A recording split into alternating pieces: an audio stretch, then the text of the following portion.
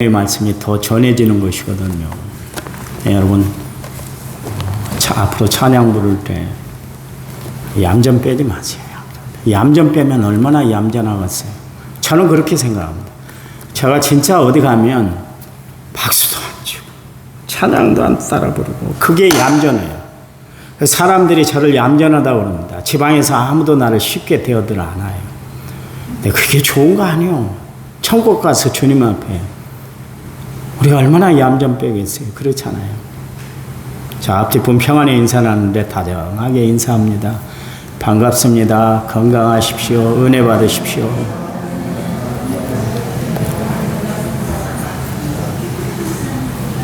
자, 성경책 위에 우리의 두 손을 얹고 믿음을 고백드립니다. 저는 예수 믿어 구원받았습니다. 저는 예수 믿어 하나님 자녀 되었습니다. 저는 예수 믿어 천국 백성 되었습니다. 하나님이 주신 한 주간 최선을 다해 살겠습니다. 말씀을 아멘으로 순종하겠습니다. 아멘. 그런 삶이 되기를 간절한 마음으로 부탁을 드립니다. 몸둘 겨를이 없이 우리 부모님들은 참 몸을 돌보지 않고 그렇게 살아오셨어요. 그저께 이렇게 농길을 운전하면서 오는데 그 할머니 한 분이 허리가 다 굽으셨는데 그 밭일을 하는 것을 보고 마음이 많이 아팠어요. 자식들이 그것을 보면 얼마나 가슴 아파라 할까. 그 연세가 되도록 허리가 굽도록 일하시는 모습을 보면 자식된 마음에 참 마음 편치 않을 텐데 그 생각을 한번 해봤습니다. 우리 먼저 살았던 어르신들은 한결같이 몸을 돌보지 않고 자식들을 위해서 희생을 했어요. 요즘 사람들은 보니까 굉장히 자기 관리를 잘합니다. 먹는 것, 심지어 물 하나 마시는 것까지, 입고 사는 것, 이런 살아가는 모습을 보면 얼마나 관리를 철저히 하고 살아가는지 모르겠어요. 하나님이 내 몸같이 사랑하라 말씀하신 것을 보면 사람이 참으로 몸에 신경을 많이 쓰고 산다는 것을 알 수가 있잖아요. 그렇잖아요. 피부 노화를 막기 위해서 피부 관리를 합니다. 좀 더 젊게 보이기 위해서 성형을 합니다. 건강관리를 위해서는 얼마나 그렇게 몸을 위해서 투자하는지 모릅니다. 그런데 눈에 보이는 우리의 외적인 부분을 잘 관리하는 것 못지않게 우리 마음 관리를 잘하고 사는 것도 참 중요하다.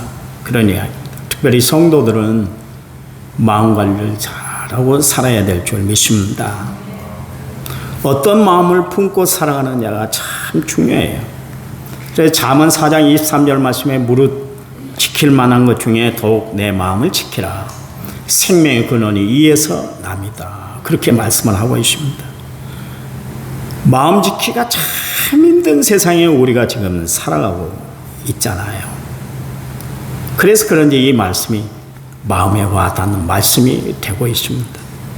초대교회 성도들은 자신들의 마음을 지키고 살아간다는 것이 너무 힘들었어요. 왜냐하면 환난과 핍박이 너무나 많았기 때문에 그랬습니다. 그런 그때 이 초대교회 성도들이 자신들의 마음을 다져잡고 살았던 이유 중에 하나가 뭐냐면 그들에게는 요한계시록이라는 성경 말씀이 있었기 때문에 그렇습니다. 마지막 때 어떻게 이루어질 것인가? 이 세상의 마지막은 어떻게 맞이하는가? 예수 믿는 사람들은 마지막 삶을 어떻게 살아야 할 것인가? 거기에 대해서 자세히 말씀이 기록되어 있기 때문에 그랬죠. 주기철 목사님, 순교자인 주기철 목사님 같은 경우는 요한계시록을 12,000번이나 읽으셨다고 그래요. 요한계시록의 말씀에 이런 말씀이고 끝마치고 있습니다. 이것들을 증거하신 이가 이르시되 내가 진실로 속히 오리라 하시거늘 아멘. 주 예수의 오시옵소서. 주 예수의 은혜가 모든 자들에게 있을지어다. 아멘. 그랬습니다. 환난과 핍박과 맞서 섰던 초대교회 성도들이 그 자신들의 믿음을 같이 지킬 수 있었던 비결 중에 하나가 뭐냐면 종말 신앙 때문에 그랬습니다. 주님 다시 온다. 그 말씀을 붙들고 그들은 마지막 때 경성하여 깨어 늘 주 앞에 서 있기를 그렇게 원했기 때문에 그랬습니다. 마지막 때를 살아가는 성도들에게 바울이 주신 말씀이 있는데 만일 누구든지 주를 사랑하지 아니하거든 저주를 받을지어다 주께서 임하시느니라 이 말씀을 주었어요. 주께서 곧 오실 텐데 우리가 어떻게 주님을 사랑하지 않고 살아갈 수가 있는가? 주님 다시 오시면 사랑하지 않는 사람들을 모두 심판하고 저주하게 한다는데 그런 말씀을 듣고 우리가 이렇게 살아서는 안 되지 않은가? 초대교회 성도들은 늘 이런 생각을 가지고 마지막을 살아왔었다. 그런 이야기입니다. 우리가 읽은 성경 말씀 빌립보서인데요. 이 빌립보서는 에베소 골로새서와 함께 바울이 옥중에서 있을 때 로마 감옥에 갇혀 있을 때 기록한 성경 말씀입니다. 빌립보서가 추후 62년, 63년경에 기록이 됐다 할 것 같으면 바울이 옥에 갇혀 있는데 그 옥중에 있는 말기 시간에 마지막 시간에 아마 이 빌립보서를 기록했을 것이다. 그렇게 이야기를 하고 있습니다. 여러분이 잘 아시는 대로 그리고 새벽에 제가 강론한 말씀 그대로 빌립보서는 기쁨의 서신이다. 그렇게 이야기를 하고 있습니다. 편지 속에 기쁨이라는 단어가 참 많이 나오는데요. 기쁨이라는 명사가 5번 나오고 기뻐하라는 동사가 11번이나 나오고 있습니다. 참 예수 믿기 힘든 시절이지 않습니까? 예수라는 예자를 꺼내기 힘든 그런 시절이었어요. 복음을 전한다는 것이 그렇게 쉽지 않은 그런 시대에 고난을 아예 등에 짊어지고 살았던 그 시대에 바울이 초대교회를 살아가는 모든 성도들에게 이야기를 하는데 여러분 기뻐하시기 바랍니다. 그렇게 이야기를 하고 있습니다. 바울이 도대체 어떤 마음을 가지고 살았길래 그의 사상은 어떤 사상을 가지고 있었길래 그런 마지막을 살아가고 있는 우리뿐만 아니라 그 당시에 살아가고 있는 초대교회 성도들을 향해서 기뻐하라 그렇게 이야기할 수 있었을까? 바울이 이야기하지 않습니까? 궁핍함으로 말하는 것이 아니라 어떠한 형편에 처하든지 나는 자족하기를 배웠는데 내가 비천에 처할 줄도 알고 풍부에 처할 줄도 알아 모두 배부르며 배고픔과 풍부와 궁핍에도 일체의 비결을 배웠다. 그래 도대체 무엇을 배웠길래 그 일체의 비결을 배웠다고 그렇게 이야기를 하고 있는가? 그건 다른 것이 아니라 마라나타 신앙, 그러니까 아멘 주 예수여 오시옵소서 이 신앙이었던 것을 알 수가 있습니다. 바울이 감옥에 갇혀 있는데도 불구하고 그가 결코 절망하지 않았던 것은 뭐냐면 그에게 마라나타 신앙이 있었기 때문에 그렇습니다. 마라나타가 뭐예요? 주 예수여 오시옵소서. 이 히라브 단어예요. 오늘 보면 5절 마지막에 보면 주께서 가까우시다 그러십니다. 여러분 우리는 이 말씀을 빼놓고는 오늘 본문 말씀을 이해할 수도 없고 또한 바울의 신앙을 우리는 다 헤아릴 수가 없어요. 이 마라나타의 신앙이 바울이 마지막까지 하나님을 의지하고 버틸 수 있는 버팀목이 되었다 그런 이야기입니다. 이 신앙이 있었기 때문에 바울은 감옥에 갇혀 있음에도 불구하고 그는 절망하지 않았어요. 공고 중에도 그는 실족당하지 않았어요. 오히려 바울은 은혜를 선택하고 기쁨을 붙들고 살았던 것을 알 수가 있습니다. 바울 주변엔 처음에 많은 사람들이 바울을 따랐잖아요. 그러나 시간이 갈수록 바울의 곁을 떠나는 사람들이 많았습니다. 여러분 자꾸 사람들이 자기를 회피하고 멀리할 때 그 마음이 얼마나 서운했겠어요. 여러분 그렇잖아요. 심지어 여러분 자식들이 잘 찾아오지 않은 것도 나이가 들면 서운하고 손주가 왔는데 냄새 난다고 자꾸 멀리하고 오면 얼마나 서운합니까? 그 어린 것 하나에서도 그렇게 서운함이 있고 시험이 들기도 하는데 바울 주위에 많은 사람들이 있었는데 다 흩어지기 시작한 거예요. 그래 얼마나 마음이 섭섭했겠어요. 예수님도 무리들이 예수님 곁을 떠나는 것을 보고 얼마나 마음이 섭섭했던지 제자들에게 이야기합니다. 너희들도 나를 떠나려느냐 그렇게 이야기를 하지 않습니까? 그때 베드로가 이야기하잖아요. 영생의 말씀이 주께 있는데 우리가 어디를 떠나겠습니까? 우리는 주께 있을 것입니다. 그 말씀에 예수님이 위로를 받으셨잖아요. 여러분, 그래요. 든 자리보다 난 자리가 더 티가 난다. 그런 이야기가 있잖아요. 성경에 보면 바울이 얼마나 서운했던지 자기 곁을 떠난 사람들을 일일이 다 기록을 해놨어요. 데마는 이 세상을 사랑하여 나를 버리고 데살로니가로 갔고, 그레스게는 갈라디아로, 디도는 달마디아로 갔고, 누가만 나와 함께 있느니라. 내가 올 때에 마가를 데리고 오라. 그가 나의 일에 유익하니라. 두기고는 에베소로 보내었노라. 내가 올 때에 내가 들어와 가보의 집에 둔 겉옷을 가지고 오고, 또 책은 특별히 가죽 종이에 쓴 것을 가져오라. 구리 세공업자 알렉산더가 내게 해를 많이 입혔음에 주께서 그 행한 대로 그에게 갚으시리니 너도 그를 주의하라. 그가 우리 말을 심히 대적하였느니라. 내가 처음 변명할 때에 나와 함께한 자가 하나도 없고 다 나를 버렸으나 그들에게 허물을 돌리지 않기를 원하노라. 너는 겨울 전에 너는 어서 오라. 이 디모데후서 4장 10절에 16절 21절 말씀에서 바울이 자신의 그 섭섭한 감정을 표현하고 있는 것을 알 수가 있어요. 주변에 있던 사람들이 다 떠났거든요. 그런데 이 말씀을 우리가 들으면서 어떤 생각이 드냐면, 놀랍게도 바울이 많은 사람들, 자기를 곁을 떠난 사람들을 소개하면서도 원망의 마음이 그에게 없었다. 그런 이야기입니다. 원망하들 않았다. 그런 이야기. 여러분, 예수 믿는 사람은 남을 원망하고 살아가는 사람들이 아니에요. 여러분, 예수 믿는 사람들은 남을 원망하고 살라고 그리고 예수 믿으라고 한 거 아니에요. 여러분, 제발 원망하지 마세요. 예수를 믿는데도 불구하고 신학대학 왔음에도 불구하고 우리 동료 중에 부모를 원망하는 사람이 있었어요. 지금 목회 못하고 있어요.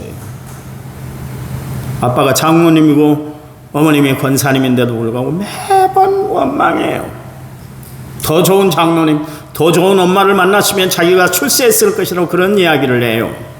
평생 그렇게 사니까 평생 장가도 못 가고 못 삽디다. 아니요, 그거 아니요. 그렇게 살아서는 안 돼요. 예수 믿는 사람은 나를 원망하고 세상을 원망하고 이웃을 원망하고 부모를 원망하고 살아가는 사람들이 아니에요. 어떻게 살아야 되겠어요? 감사하며 살아가시기 바랍니다. 데마 같은 사람은 바울을 배신해버린 사람이에요. 여러분, 이런 사람 용서할 수 있어요? 알렉산더 같은 사람은 어떤 사람입니까? 아주 질이 나쁜 사람인데 바울은 이 사람 때문에 얼마나 고생을 많이 했는지 몰라요. 참으로 손해도 많이 봤어요. 그래서 디모데에게 이 사람 좀 조심해야 할 때 그렇게 이야기할 정도로 그랬습니다. 그런데도 신기하게도 바울은 이런 사람들에 대해서 정죄하지 않았다. 그런 이야기예요. 다만 주께서 그들이 행한 대로 갚으실 거야. 그러면서 이야기를 하고 있는 것을 알 수가 있습니다. 그리고 이런 이야기를 했잖아요. 내가 처음 변명할 때에 나와 함께한 자가 하나도 없고 다 나를 버렸으나 그들에게 허물을 돌리지 않기를 원하노라 그랬습니다. 바울의 마음에는 남을 해하거나 탓하는 마음이 하나도 없었다. 그런 이야기입니다. 여러분, 바울은 여러분이 잘 아신 대로 원래 심성이 고운 사람 아니에요. 마음이 좋은 사람이 아니었습니다. 그는 본래 남을 정죄하기를 좋아했던 사람이었어요. 자신의 마음에 들지 않으면 아무리 먼 거리라 할지라도 그때까지 찾아가서 지구 끝까지 찾아갈 정도로 그렇게 해서 자신의 마음을 다 풀고 와야만 했었던 그런 사람, 그 문제를 기어이 해결해야만 했었던 사람, 그래야 마음이 풀어지는 그런 사람이었습니다. 참으로 집념이 강한 사람, 개성이 뚜렷한 사람이 바울이었습니다. 자아도취에 빠져서 자기가 하는 일만 최고라고 여기고 살았던 사람이 바울이었잖아요. 그런 그가 남을 배려하고 남을 높이는 사람으로 변했어요. 어떻게 해서 변했을까요? 성령님이, 하나님이 그 마음을 다스려 주셨기 때문인 줄 아시기 바랍니다. 그가 기록한 성경 고린도후서 5장 17절 말씀에 누구든지 그리스도 안에 있으면 새로운 피조물이라 이전 것은 지나가시는 보라 새 것이 되었다 그랬잖아요. 이게 단순히 예수 믿는 사람들에게만 주는 권면의 말씀이 아니라 자기의 간증거리예요. 자기 간증거리. 내가 예수 그리스도 안에 있었더니 내가 이렇게 변하지 않았습니까? 여러분, 누구든지 그리스도 안에 있으면 새로운 피조물 뉴 크리에이션이 되는 거예요. 누구든지 예수 안에 있으면 새로운 삶을 뉴 라이프를 살아갈 수가 있습니다. 그러면서 이야기를 하고 있지 않습니까? 여러분, 지금 우리가 살아가고 있는 이 시대는 극도로 이기주의가 판을 치고 있습니다. 그렇죠. 실력은 안 되고 체력도 안 되고 근성도 안 되는데 손흥민만큼이나 그렇게 돈 벌고 세계적인 명성을 날리는 축구 선수가 되길 원하는데 체벌을 했다고 지금 고소를 한 상태잖아요. 그래가지고 그 아들이 뭘 해먹겠어요. 조금만 어려우면 고소하고 아빠한테 일러 바치고 멍들었다고 다 보이고. 저희 어렸을 때 제가 야구 선수였는데요. 얼마나 맞았는지 코치가 잘못하면 와라 그래가지고 야구 방망이 끝에 있잖아요. 이렇게 동그란 부분이 있어요. 그걸로 참 무식했어요. 옛날 그 코치들은 왜 그렇게 했는지 모르겠어요.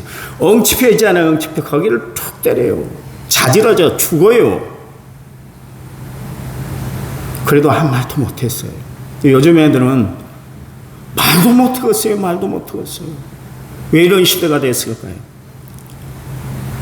전주에 있는 초등학교는 교감 선생님이 아이 초등학교 3학년 학생한테 뺨을 맞는 뒷짐지고 있잖아요. 한마디 얘기 감싸지도 못하고 그 대응도 못하고. 그리고도 그 부모가 고소를 하고 교육청에 고발을 하고 난리가 나잖아요. 왜 이런 시대가 됐어요? 왜 이런 시대가? 옛날에 어렸을 때 우리 어떻게 했습니까? 옛날 이야기에서 죄송합니다마는 학교에서 맞고 오면 어떻게 했어요? 부모님이 너 선생님한테 뭘 잘못했어? 더 맞았어요. 더 맞았어요. 요즘 선생님이 해먹겠어요. 이런 시대에 어떻게 하겠어요? 예절도 다 무너지고 애들 뭐 끈기도 없어지고 그런 시대가 됐어요. 성경에 디모데후서 3장 1절에 4절 말씀에 너는 이것을 알라. 말세에 고통하는 때가 이르러 사람들이 자기를 사랑하며 돈을 사랑하며 자랑하며 교만하며 비방하며 부모를 거역하며 감사하지 아니하며 거룩하지 아니하며 무정하며 원통함을 풀지 아니하며 모함하며 절제하지 못하며 선하며 선한 것을 좋아하지 아니하며 배신하며 조급하며 자만하며 쾌락 사랑하기를 하나님 사랑하는 것보다 더 사랑한다 그러십니다. 바울은 디모데후서에서 마지막 때에 이루어지는 현상에 대해서 말씀을 하고 있어요.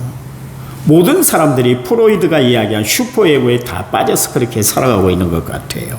그래서 온통 자기밖에 몰라요. 사람들은 자기만 사랑하고 돈만 쫓아 살고 부모를 공경하지 않고 감사도 거룩도 잃어버린 세상.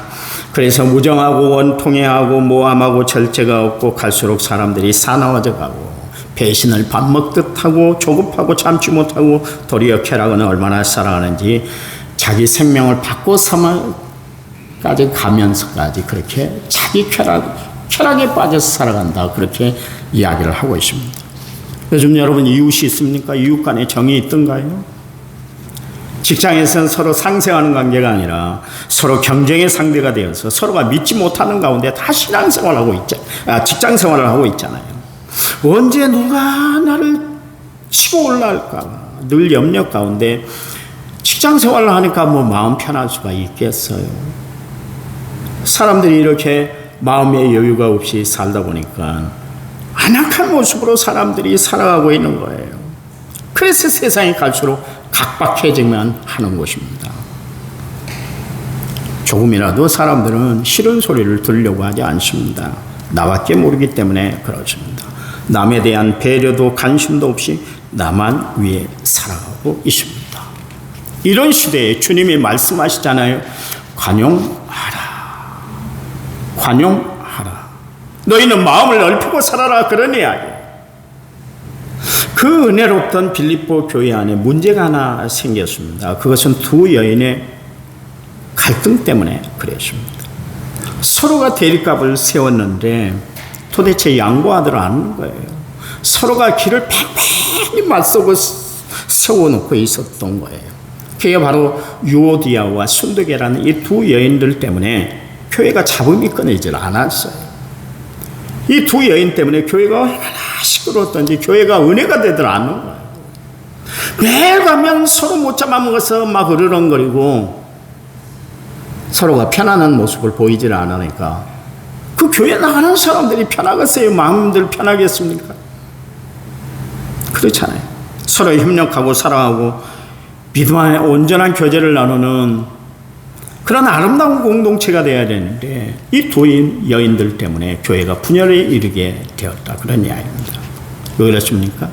서로들의 마음을 좁히지 않고 살았기 때문에 그래요. 예수 그리스도의 마음을 가지지 않았기 때문에 그렇습니다. 여러분, 예수님 보세요. 예수님은 십자가 위에서도 원수들 조롱하는 사람들, 멸시천대하는 사람들, 구경거리 났다고 십자가 처형을 구경 나와 정말 구경거리를 보고 있는 사람들, 그들을 향해서 예수님은 용서의 기도를 드리셨잖아요.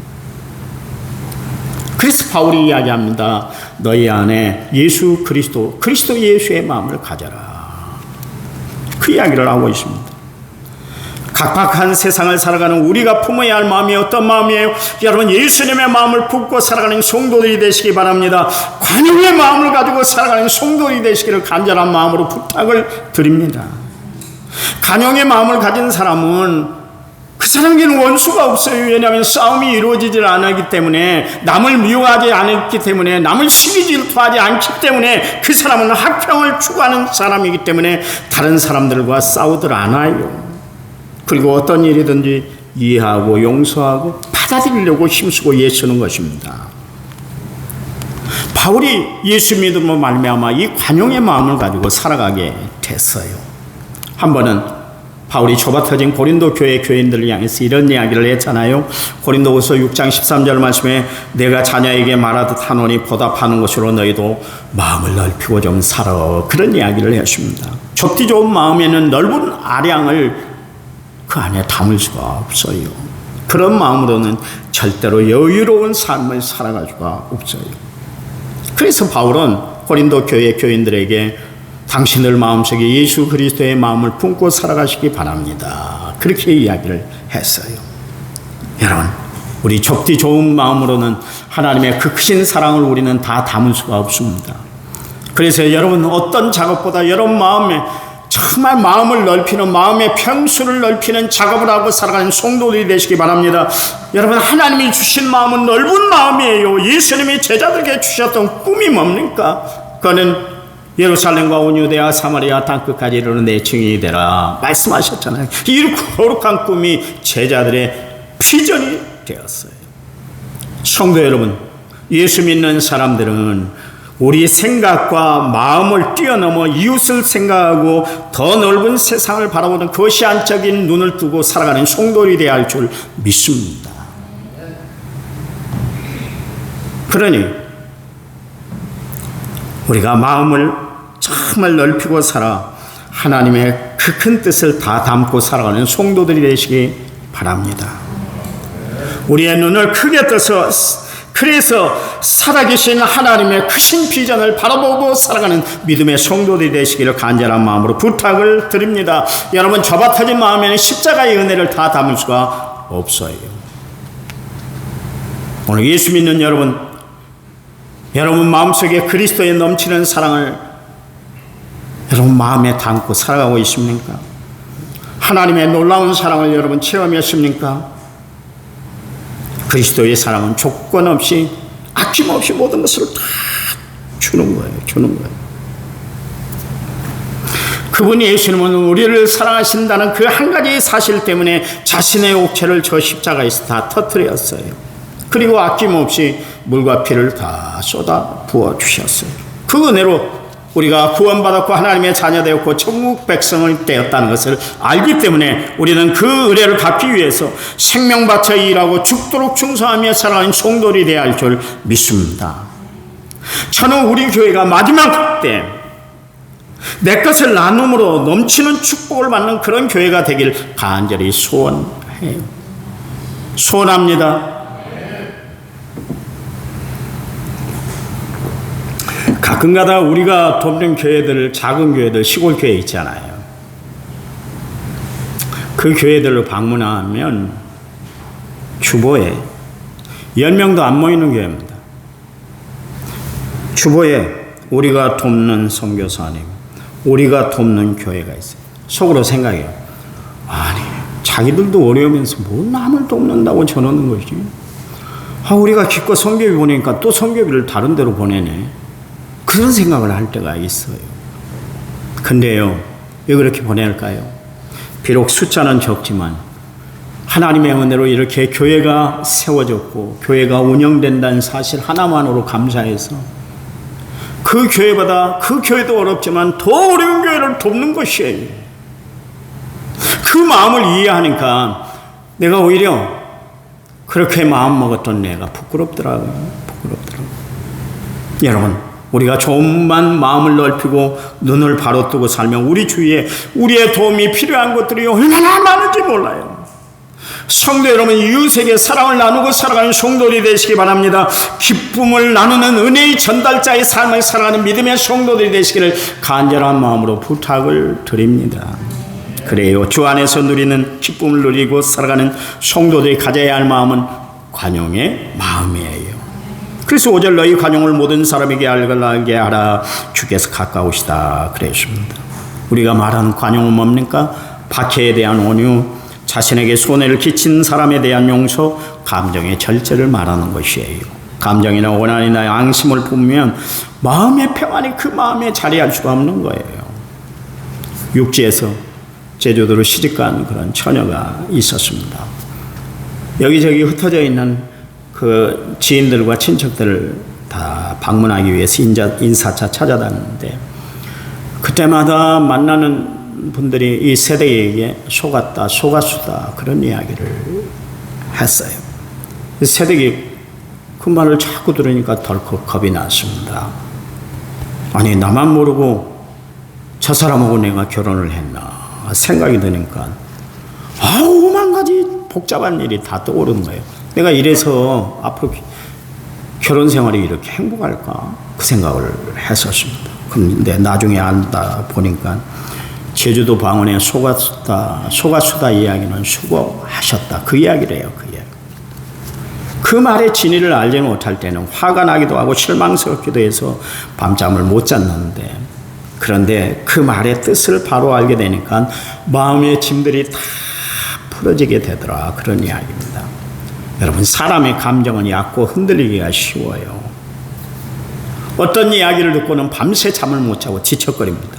어떤 일을 당하면 그 일 때문에 씩씩거리고 그냥 자기 감정을 주체를 못할 때가 있어요. 그러므로 우리는 인간의 감정을 의지하고 살아가는 것이 아니라 우리의 참되신 변함없는 하나님, 그 하나님을 의지하고 영원히 변함없는 하나님의 말씀을 붙들고 살아가는 성도들이 되시기를 간절한 마음으로 부탁을 드립니다. 참으로 등치도 크고 인물도 잘생겼던, 겸손하기까지 했던 이스라엘의 초대 왕이었던 사울 왕을 여러분이 잘 아시잖아요. 그는 효자였습니다. 또 자기 처지를 너무나 잘 알았던 그런 사람이었죠.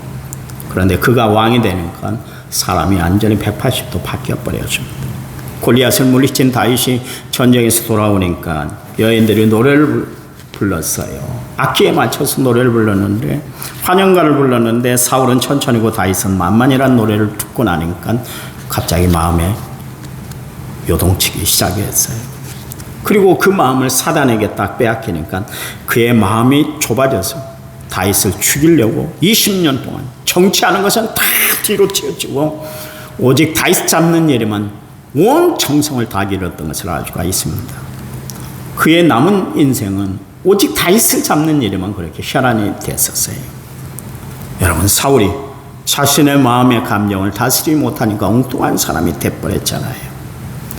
여러분, 우리가 흔들리는 감정을 어떻게 잡을 수 있을까요? 그것은 예수님의 마음을 이식받고 살아가면 이 흔들린 마음이 바로잡아지는 줄 믿으시기 바랍니다. 그래서 주님이 주시는 간용의 마음을 가지고 살아야 우리는 세상을 이겨내고 나를 이겨내고 승리하며 살아갈 수가 있어요. 내 안에 예수님으로 함께하면 모든 것을 수용하게 돼요. 감정의 절제가 있게 되고 용서가 내 삶의 뿌리가 될 수가 있는 것이에요. 그래서 내 삶의 평안을 유지하고 살아갈 수가 있는 것입니다. 여러분, 성령의 9가지 열매를 봐보십시오. 사랑으로 시작해서 무엇으로 마치고 있습니까? 절제로 마치고 있습니다. 아무리 좋은 은사가 주어진다 할지라도, 아무리 좋은 인격을 가지고 산다 할지라도 절제를 하지 못하면 그것은 유익이 아니라 해가 되기 때문에 그래요. 또한 성경은 우리에게 참되 오래 참으라 말씀하고 계시잖아요. 사실 여러분, 예수 믿는 사람들은 어떤 사람들이에요? 어떤 상황에도 자기를 지켜낼 줄 아는 사람이 예수 믿는 사람들이에요. 진정 예수님이 함께하는 사람들은 할 수 있음에도 좋아함에도 불구하고 거기에 깊이 빠지지 않고 자기를 버틸 수 있는 능력을 갖추고 살아가는 사람들이 예수 믿는 사람들이 돼야 되는 거예요. 자기 감정 하나 다스리지 못하고 내 교회는 천사 같은데 집에만 가면 악마가 되면 어떻게 할 거요? 어떻게 할 거요? 교회에서는 이런 분이 없다고 박수를 치고 난리를 치는데 직장만 가면 복권이요. 그 사람이 예수 믿는 사람이요? 그 사람 마음에 예수님이 있을까요? 아니, 교회에서하고 세상 밖에서의 모습이 다르면 그게 바로 바리새인이요. 예수님이 바리새인들을 얼마나 험하게 책망을 하셨나요? 이 해칠한 무덤아, 이 독사의 새끼들아, 임박한 진노를 피할 수 없다 그랬잖아요. 여러분, 교회의 모습이 여러분 가정의 모습이 되시기 바랍니다. 교회 안에의 모습이 여러분 삶의 현장이 되시기를 간절한 마음으로 부탁을 드립니다. 예수 믿는 사람들은 어디를 가든지 간에 관용의 마음, 넓은 마음을 가지고 살아야 돼요. 그래서 바울이 너희 관용을 모든 사람이 알게 하라 그랬어요. 바울은 숨길 것 철저히 숨기고 살았던 사람이었어요. 나타낼 것 나타내지 않았어요. 왜냐하면 그리스도의 영광을 자기가 가려버릴까 봐 그게 두려워서 그랬어요. 그런데 나타낼 게 있대요. 그건 우리의 관용을 나타내라 그랬습니다. 여러분, 우리가 가지고 있는 관용을 모든 사람들에게 보이라. 이 이야기는 예수 믿는 모습이 우리를 통해서 나타나야 된다, 그런 이야기요. 세상을 책임질 사람이 예수 믿는 사람들이다, 그런 이야기요. 대통령이 책임질까요? 경제를 쥐고 있는 세계의 재벌들이 이 나라를 책임지는 줄 아십니까? 아니요. 다 유익된 일에만 신경을 씁니다. 아니요. 손해볼 일을 하려고 안 해요. 절대로 안 합니다. 그 사람들이 뭐 자선사업가입니까? 아니요. 여러분, 예수 믿는 사람만큼은 세상 사람들과 다른 모습으로 살아야 될 거 아니겠어요? 그래서 세상 사람들로부터 우리가 이런 이야기를 들어야 될 거 아니겠어요? 역시 예수 믿는 사람들은 달라. 그래, 내가 예수 믿는 누구를 알고 있는데, 그 사람은 정말 예수 잘 믿는 것 같아. 예수를 믿으려면 그렇게 믿어야 돼. 이런 선한 영향력을 끼치고 살아가는 성도들이 되어야 할 줄 믿습니다. 마지막 때 여러분은 관용의 마음을 가지고 살아가시기 바랍니다. 그것이 바로 세상을 이기는 힘이 되기 때문에 그렇습니다. 보세요. 가늠하다가 현장에서 붙잡혀서 개 끌려오듯 끌려온 여인이 있었잖아요. 그 잡혀온 여인 때문에 사람들에게 큰 구경거리가 생겼잖아요. 그리고 구경 나온 사람들의 손에는 다 돌멩이가 쥐어져 있었어요. 그때 분위기가 얼마나 험악했는지 몰라요. 그들이 이 여인을 예수님 앞에 딱 데리고 나와서 당신이 한번 판결을 해주라. 이 여인을 죽여야 되냐 살려야 되느냐, 모세의 율법대로 돼야 되느냐, 아니면 네가 사랑 이야기했으니까 이 여인을 풀어줘야 돼. 그러면서 예수님에게 올무를 꽉 잡아맸어요. 그들은 아마 그렇게 생각했을 거예요. 이제 예수는 빼도 박도 못하게 될 것이다. 이러지도 저러지도 못할 것이다. 여기에 이야기하면 이렇게 걸리고 저기로 이야기하면 저렇게 걸려서 이헌령 비헌령이니까 이제 딱 쥐어졌다 생각을 했잖아요. 더 이상 빠져나갈 구멍이 없을 것이라고 했잖아요. 그때 예수님이 어떻게 반응하시던가요? 막 악을 쓰면서 호통을 쳤나요? 왜 이런 여인을 데리고 와서 나를 시끄럽게 하는 거야? 나를 복잡하게 하는 거야? 가! 그랬나요? 아니잖아요. 저들이 뻔한 술책을 저질렀고 또한 올무에 집어넣으려는 의도를 다 알았음에도 불구하고 예수님은 감정을 다 누그러뜨리신 다음에 차분하게 대처했잖아요. 땅에다가 글씨를 쓰고 나서 그 다음에 일어나서 너희 중에 죄 없는 사람이 먼저 돌로 쳐라. 그러니까 어떻게 했어요? 사람들이 양심의 가책을 느껴서 다 뿔뿔이 흩어지고 말았잖아요. 그리고 예수님이 홀로 남은 그 여인과 대화를 나눴는데 나도 나를 정죄하지 않아. 그러니까 다시는 죄짓지 말아라. 그러면서 그 여인을 돌려보냈던 것을 알 수가 있습니다. 예수님은 죄를 지어서 돌에 맞아 죽을 여인에게 간용을 베풀어 주셨어요. 왜 이 사건을 성경에 기록했을까요? 그거는 지금 살아가는 우리, 지금 예수 믿는 너희도 나처럼 좀 살아. 그 이야기가 그 메시지에 담겨 있는 거예요. 기억하세요. 하나님은 우리에게 비난의 돌팔매질을 하라고 우리를 부르신 것이 아니라 누구든 감사하나 사랑으로 베푸는 하나님의 사람으로 우리를 부르셨다는 것을 분명히 기억하시기 바랍니다. 여러분, 예수님의 십자가는 관용의 십자가예요. 예수님의 말씀의 중심은 우리가 간용하고 살 것을 말씀하고 있습니다. 그래서 산상보훈의 백미, 그게 마태복음 7장 1절 2절 말씀에 기록되어 있는데 비판받지 아니하라거든 비판하지 말아라. 비판하는 그 비판으로 너희가 비판을 받는다. 너희가 헤아리는 그 헤아림으로 너희들이 헤아림을 받을 거야. 주님이 말씀하신 내용이 뭐예요? 비판하지 말고 헤아리고 살아라. 간용을 베푸면 살래요. 자, 옆에 분 손 한번 잡아보세요. 잡으세요. 없으면 뒤에다가 손. 사랑합니다. 진짜 사랑합니다.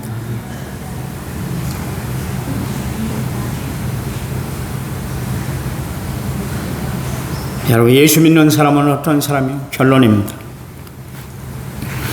억울하지만 십자가를 바라보고 참아내는 사람, 힘들지만 예수님을 생각하면서 이겨내는 사람들, 불편하지만 하나님이 주신 사랑을 생각하며 현재의 고난은 장차나 나타날 영광과 좋게 비교할 수 없다는 말씀을 붙들고 참아내는 관용의 삶을 살아가는 사람들이 바로 예수 믿는 사람들인 줄 믿으시기 바랍니다. 여러분, 예수님의 넓은 마음을 품고 삶으로 말미암아 우리의 간용한 마음을 모든 사람들에게 알고 하게 하고 베풀고 나누어주는 선한 영향력을 세상에 끼치고 승리하며 살아가는 믿음의 성도들이 되시기를 이 아침에 간절한 마음으로 부탁을 드립니다. 하나님 감사합니다. 주님 닮은 간용의 마음을 품고 날마다 살아가는 저희를 되도록 도와 주시옵소서. 예수님 이름으로 기도했습니다. 아멘. 421장 부르시면서 준비한 헌금 하나님 앞에 드립니다.